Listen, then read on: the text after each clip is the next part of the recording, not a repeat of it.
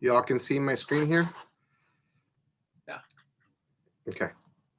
So a bit about this topic. So I came into Barrio Logan really at a time where the momentum in Barrio Logan has sort of died to some degree. Georgette had left the organization. There was no organizer on the ground for the past 2 years at EAC. Back in 2005, there was a win around a truck resolution, and there was all these truck signs up in the neighborhood. So I assumed that it was all, it was all working as it should, and trucks were not. Of course, I was in that oblivious about it, but I knew that the situation was better, right? And that's what I heard from Georgette, and I heard from EEC staff. So I came into a community that had sort of been was lacking in building leadership and building momentum and pushing for some of the key environmental justice issues that are still there in the neighborhood. And Georgette, before she left, she said, we had passed this truck ordinance that got us to get trucks, from the main artery of our Barrio Logan, which is Cesar Chavez Boulevard, that has on a nearby on-ramp and an exit ramp, an off-ramp. So trucks were using a straight shot from the terminal, 10th Avenue Marin Terminal, to the freeway. And they were able to create a truck resolution in 2005 that helped sort of get trucks out of that specific route and reroute them to a more desirable way that would prevent them from coming through the neighborhood. So that's all I knew. So I came into this really thinking it's been fixed. It's a fixed issue. EAC wasn't really bringing it up again, but in my conversations with community, it would come up once in a while, and it really took a whole different level of focus when we heard that the 10th Avenue Marin Terminal was going to go through an expansion, and that really sounded the alarm. That was the red flag. More trucks into Barrio Logan. What infrastructure do we have? So I was the one that really started to wrap my head around this and try to figure out how our poor advocacy had to match sort of the local advocacy and how it was all interconnected. So I'll sort of talk about the preconditions and of what was there before as I'm explaining the sort of the policy research that went behind it, the community research that I sort of spearheaded, recommendations that would come out after our research, and just some of the challenges that we're still dealing with some of that, but essentially some of the challenges we did overcome, and how it went from a policy, from a truck resolution to implementation, which for us, it is the ordinance component to this. And then where we're at now, I want to just give you guys a sense of like, this is not like perfect, right? There's never, and it never ends, as you all know. So we'll talk about sort of our next strategies that go along with improving this truck route and securing that these trucks are informed and aware of what the trucks route are, and that there's enforcement and all that good stuff in place. So Barrio Logan, if you're not familiar with this community, it is surrounded by freeways, and it has the port, 10th Avenue Marin Terminal that has goods movement happening there. We have NASCO and the Navy, the largest fabrication and repairing operation in the whole Pacific. And we have the Navy that brings in 40,000 cars in and out in a day, right? And in 2 work shifts. So, and then the Navy also works at NASCO, so they also help some of the Navy personnel help repair these boats and so forth. So it's a big operation, and it has a huge impact in the neighborhood. And it's, of course, makes this community score in the top 5% of having the worst air quality in the state of California. Of course, you all know the correlation with that and sort of the asthma impacts. And as an organizer on the ground, like I know how these statistics are a real thing. Like, these are tangible issues and problems in our communities. Like I did a bunch of family home-to-home visits, dozens of them. So when I first started doing this work, I gave myself the task as the voter engagement coordinator to follow up with these voters and did a bunch of home visits. And then I really got to see that this was pretty evident. So 2005, EEC had won a truck resolution. Georgette really led a lot of the effort there at the time, and another organizer, Maria Moya. And a lot has to do with the focus on Cesar Chavez, this corridor right here, simply because a lot of our residents lived around this neighborhood, right? And there's affordable housing here. There's a grocery store now, a marketplace, and it's very transited, pedestrian, transited here pretty heavily on a daily basis. You have a trolley station right at the end of Cesar Chavez, and also right at the entrance and exit of the 10th Avenue Marin Terminal. So it was very clear that residents wanted to get trucks out of there. At the time, it was just back-to-back diesel trucks, day and night, right? You could only imagine what that looked like. So the focus was very much there, and I think that in itself was both a bittersweet approach, because it really took the lift of the burden of these trucks and diesel trucks and that would come through our members, streets and neighborhoods, and also the idling that would happen, especially along Main Avenue, where you had a Dole company truck right around here. That was sort of its satellite location where they would sort of load, unload, and then they would leave, and they were right in front of a apartment complex. And that was really what spearheaded a lot of this. It's the families were not happy with the situation. Car accidents would always happen as trucks were backing up and hitting these cars, and hearing at 3, 4 in the morning these trucks idling, and it was just not a good environment altogether, right? Not even to think about the diesel and idle pollution, everything that comes with it. So in 2005, this resolution came about, and so I started to look at this document, and I just mentioned these streets that are marked in red here. Like, where can trucks not, what streets are prohibited? And of course, I realized that there was signage all over Barrio Logan. It didn't really match what they had there. Like, they never really removed the old signage that was around Barrio Logan. They never did the nitty-gritty stuff that could be petty, I guess, for the city or whoever runs that, or miscommunication amongst departments. So there was just signage all over Barrio Logan, and signage pollution, as community would say, and it wasn't doing anything. It was very confusing. Wait, Jorge, just so I can understand that, are you saying that there was signage that might be confusing for the truck drivers, like go this way, where they actually aren't allowed to go? Yes, Oh, yes. wow. For instance, there was right here, it's not even marked, on Birdsley, there was it said truck route for all Logan. Logan was a truck route, essentially, apparently. And that might have been from before this 2005 truck resolution. Long story short, that nobody was archiving this history.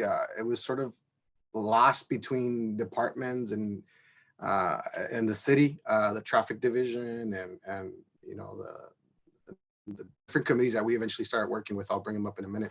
But so anyhow, this was pretty much it. This paragraph that you see here was the truck resolution, and all it did was put a bunch of trucks signs up, but there was no enforcement whatsoever. So eventually we were like, someone has to be conducting this work. Someone has to be capturing over. There has to be some sort of oversight at the citywide level. So we ended up finding out that, in the San Diego Municipal Code chapter, there was a specific section where there is commercial vehicles prohibited, right? 1-ton signs. And that's a whole different truck route, right? Because some of them are exempt. These commercial vehicles are exempt in most streets. But those that are 1 ton and more, essentially, there is prohibitions within land use truck routes, right, that prohibit these type of large diesel trucks or fleets from coming in and using commercial streets. However, there wasn't a place that it lived beyond the truck resolution that made no mentioning in this document, in the resolution, of any code enforcement or municipal code, which was problematic, and we knew that there was already an issue with that. When the port expansion came to sort of become an issue that we would carry on at EAC, because we wanted to make sure that they wouldn't expand by a 600% at the port, the community became alarmed. We started saying there will be more trucks in the neighborhood. We don't want the port to expand the way they were thinking. And then community members start calling me, Jorge, I already have issues with trucks, right? The truck issue has not left. It's only gotten worse over the years. So I started to really send out my canvassers when we're doing voter engagement follow-ups to specific neighborhoods where I knew that there would be impacts, right? Because I knew those would be the people that would have a lot to say or would be pissed. So it happened that that I would find the right, advocates and the right community members that had so much intelligence and intel on how these trucks route, how the truck drivers think, where they idle, what times, and all that, which was for me crucial to capture. So here's a sort of a story of what happened after that truck ordinance. The port was really the main ally and sort of uh, the one of the entities in the neighborhood that was, and one of the biggest, uh, the entities that impact the community by the amount of trucks they bring in and out in a day, and they comply with following a new truck route that they essentially put forward based on the restrictions that would now come through as a result of the 2005 resolution. But we were learning that these truck drivers, there's so much turnover. Truck drivers don't remember. There's poor signage. The signage was confusing. So this whole time, they were under the assumption, quote unquote, that their trucks were compliant, right? That wasn't the case, right? So we were saying, this is not true. The issue continues. Port trucks are scattered all over the neighborhood, cutting through, rush hours, idling in the neighborhood. We started taking pictures. We would send them to port staff so that they can talk to the truck drivers. We didn't see anything happening, any changes happening. So at that moment, I knew that this was going to be something that we needed to revisit. I was learning about resolutions, right? I was learning about ordinances, but I was very curious and I wanted to really get to the bottom of this. I was very much interested in how could we, as EAC, had been okay with what we created in the past, right? And as we know in policy here at EAC, it's about implementation, and you just can't, you have to stay on it and vigilant, no matter when it is, at all times. So it just gave me an opportunity to focus on something I hadn't worked on, and I was excited. So we were learning a lot more about the port and its sort of its expansion, its impact. We launched a petition. We started to get community involved again. They started to tell us, these trucks already are here. Come at this time. Come to my house. See it for yourself. Some of these community members ended up at the Port of San Diego's hearing on the expansion. We won.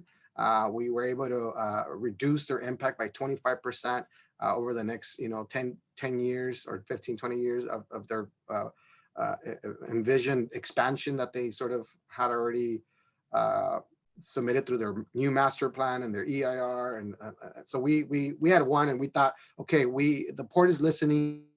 The port wants to work with us once again. They want to do the right thing. So this is a map I actually enhanced myself. I started marking, okay, so, in one of our toxic free neighborhood meetings, they're like, okay, well, tell us where the community is complaining. Where are the neighborhoods that are mostly impacted? And I said, we cannot be blind about these two sections. The corridor on Berkeley, which is an off ramp on the 5, it's a shortcut for them to come into the 10th Avenue Marine Terminal. And then the on ramp right here on Boston.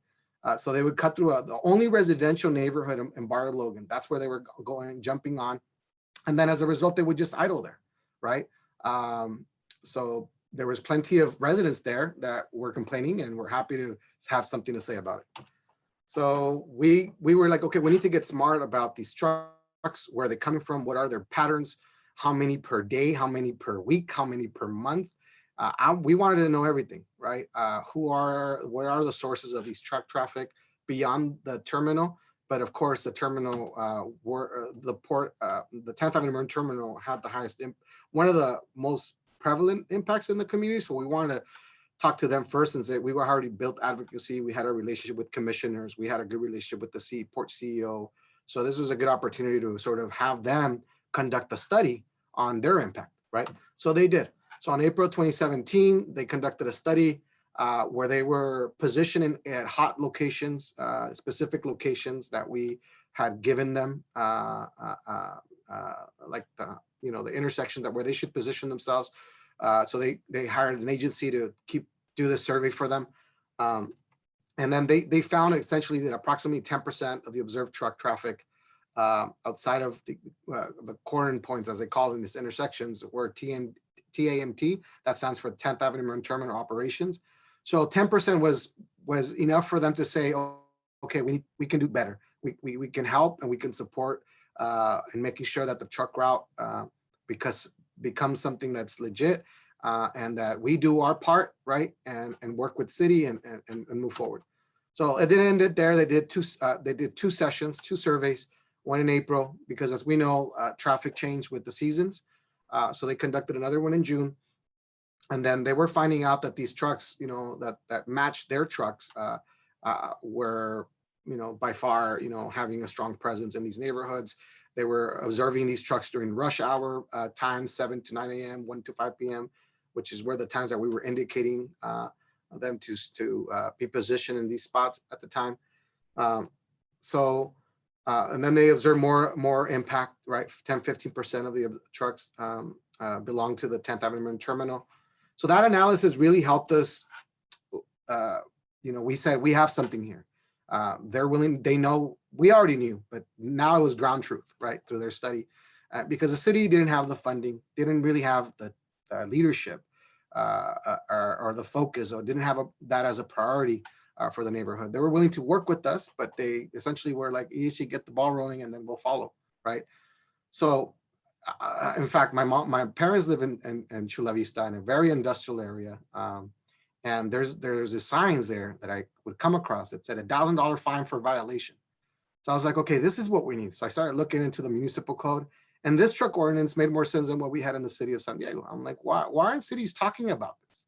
Why can't people just figure out best practices here and talk among themselves, right? And figure out what's working, what's not working. So, you would think that it would be as simple as saying, hey, City of San Diego, take a look at this municipal code and see how it's embedded into their truck resolution and truck ordinance and see if it works better for us. That wasn't the case, of course. We needed to prove our case, and $1,000 fine would be a whole different conversation. The police, who's going to oversee this? The police, what division, what department? So we went around in circles for a while, but we were compiling our research. We started to really, this is a drone footage that we took. We did drone footage. We later on we would install cameras, right? And we did all sorts of research, which I'll explain here in a second. So we were like, okay, we need to figure out where is the highest impact. So we figured out the Boston Avenue was the only residential neighborhood in Barrio Logan, and I was building a lot of my advocacy and building the relationships, and there was a lot of leadership development pipeline that was sort of happening as a result of this work that we were doing.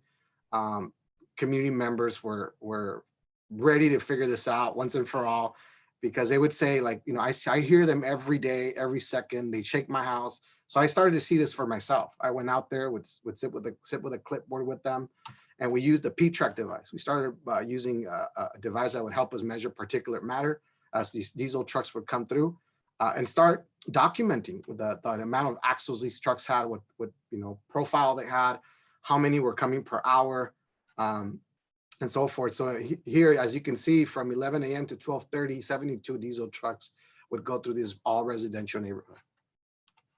And then we would eventually compile our data, and then our very good research director here, Joey Williams, would pull this out, right? I would bring the P-track to her. She will export the data and put this into a graph.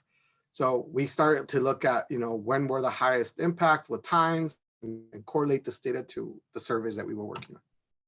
Then we got smarter. We started to figure out exactly the type of source of the type of truck that were coming through these neighborhoods. So we were essentially doing our research before we would present to the Livable Neighborhoods Committee at the City of San Diego. So we were sort of getting all our lines, ducks aligned, as they say. And then our power analysis, this is something I came up with just the other day, was sort of like, we need to think about, first, the council member needs to be a champion of what we're doing, right? He sits in the Public Safety and Livable Neighborhoods Committee. That's crucial. Who are the allies? Do we have them on board? So there was a lot of sort of education, sort of what I'm doing now, but to a lot of these agencies. So I would go and present to the main assessment district. Later on, we would hire a policy advocate in Barrio Logan that would sort of help compile all this data and eventually would create the policy brief for us. We had the Community Budget Alliance, which is a coalition of organizations that advocate at the city level and do lobbying, right, to educate council members. So that was cool. That was great, because that we educated the Community Budget Alliance, and we advocated and we rooted for it to be a top priority in the city budget, and they were all for it. They understood the issue. And then it went to the Public Safety and Livable Neighborhoods Committee meetings, where there was sort of a play around the council majority and sort of the mayor. The mayor wanted to support it. So then We knew that after getting the approval from the city council majority vote, that we would have to deal with STPD and its own micro power government and power relations that they have there. But we knew at the time that there was an assigned commercial vehicle enforcement officer. And I found that through this article that I read once on the Union Tribune, that there was someone who had a side, it was sort of like 20% of their job entailed to be the assigned commercial vehicle enforcement officer, that oftentimes what they would do is just if a community really complains about trucks or there's a truck accident, that they would come out there and sort of start, enforcing, right, a truck restricted area and so forth. But it was pretty much a joke. There was one person for the whole city. No, they weren't really focused on any truck routes, or they knew hardly what truck routes existed as a whole in the city of San Diego. And little did they know about Barrio Logan. So in 2018, we got the resolution, right? Ordinance signed through this sort of power map that I just shared with you all. And it was a big stepping stone. There was better language, more concrete data behind this resolution, more specificity around the type of trucks that wasn't sort of specified in the previous resolution. And of course, we had a lot more that we wanted to add there, but they were always pushing back on what they could do and what type of language they wanted to include in general, right? So policy recommendations, ours was very straightforward: creation and implementation of a truck route, which serves the purpose of protecting both residents and commercial vehicle operators. Adopt ordinance expanding weight restriction, prohibited streets in Barrio Logan, clear path for enforcement, including fines and penalties, also like warnings, right?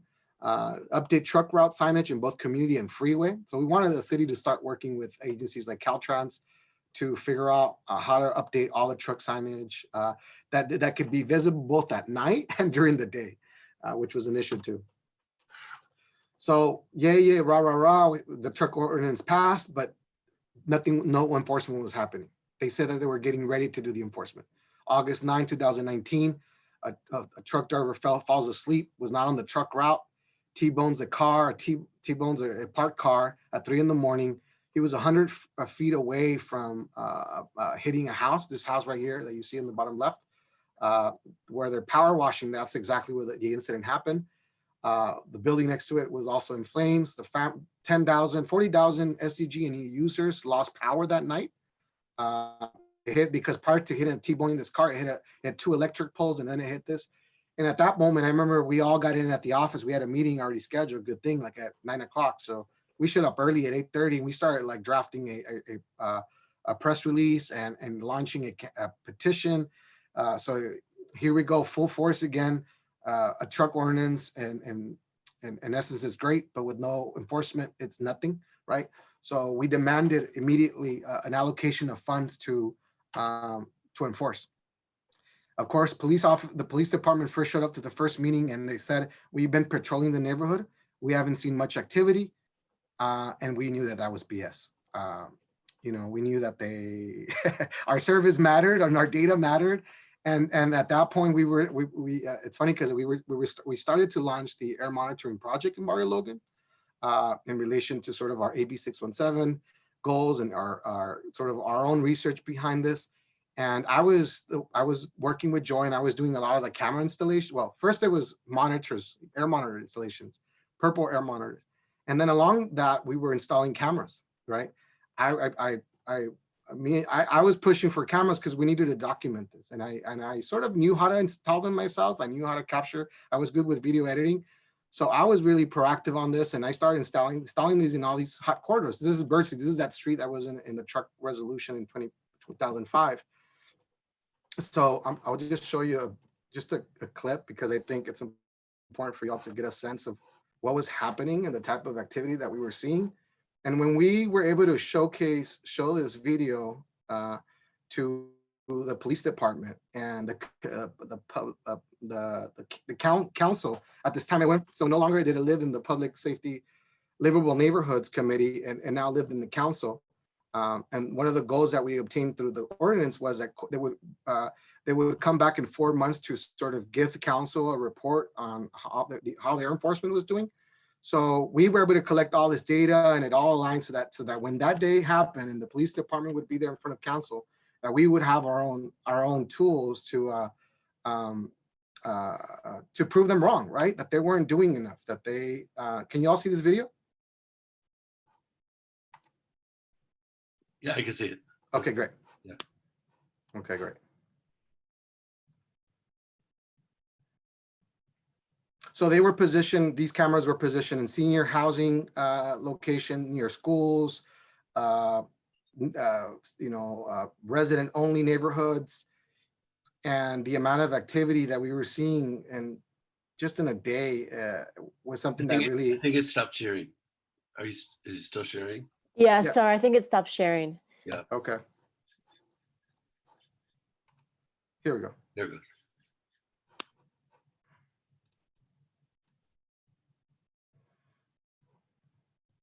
So yeah, compiling this data, I guess installing the cameras and all that took about a month. We had solar panels connected to these cameras so that we could, with an application, we could export, download this data. So the residents themselves just agreed with an MOU on us installing the cameras and these air monitors.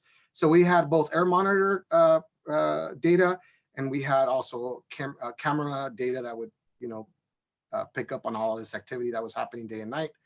Were all of these images in this video from one day, or was it compiled over many? I think it was in a just in a weekday, but based on the daylight and the time, these are unrestricted areas. These are corridors, community corridors where trucks shouldn't be going through, right? And these were sent from residents. Some of this footage was actually from a resident who just captured it from his camera. And they all showed up to the hearing. They showed up to the planning group meeting where the police department, can you all see my presentation again?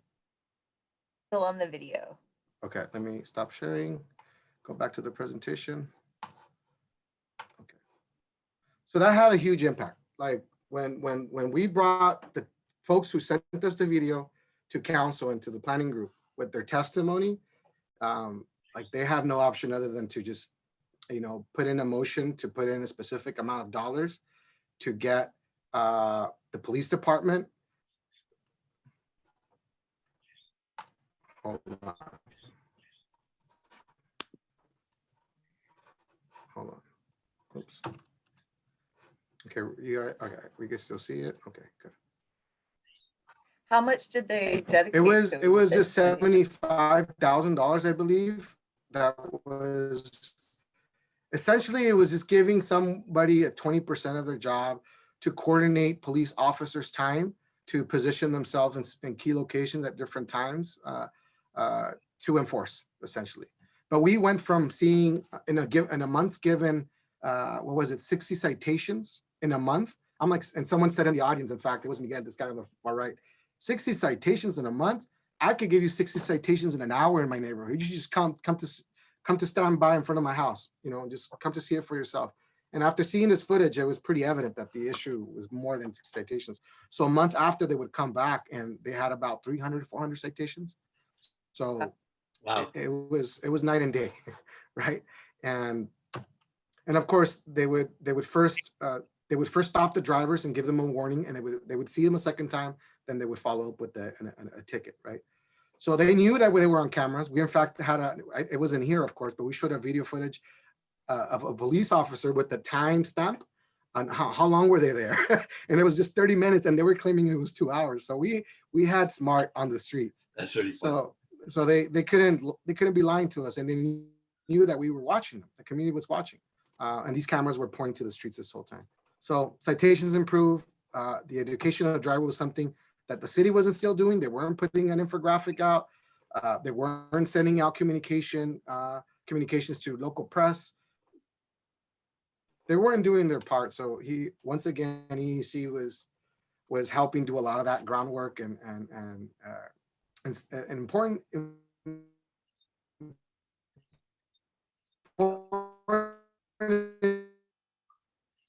educational put out throughout the neighborhood in different. So the orthographic and sort of truck route info sheet that we were giving to some residents started to print these out and post up in intersections and handing them to truck drivers. But they were also shared through our website, through our, to all allies. We printed them out, put them in local coffee shops. Eventually the truck signs would now get renewed, and the truck route would have specific and large truck route signs, which was something that we had complained that it was a joke what they had there previously. They were just like 3 inches, font letters that it was hard to read for truck drivers. We were pushing for even better than that. We wanted to have like lights, we wanted to have some solar panels along with these truck signs so that they could be seen at night, and they could have some sort of reflectors as well, so that they were visible at nighttime. So aside from this, we need the truck route. Once the enforcement started to happen, the community started seeing the results immediately, like overnight, and they were really building their relationship with police officers. Now there was an oversight, a commercial vehicle enforcement office in the central division. So now there was someone who they can call directly in their local police division. So that built the relationship and the accountability, and also the transparency. And the commitment was that they would come back to the planning group every 4 months and provide a report, like any other group does, or any other agency that has an impact in the neighborhood should be doing to their local stakeholders or planning groups. Other solutions we're looking at, we're looking at street diets in these neighborhoods that are impacted the most, right? And green spaces, and just make it more residential friendly. We've been looking into sort of geofencing and smart street lights and on Harbor Boulevard, so trucks don't go as fast, and also get there, have priority to enter and exit the neighborhood faster, right?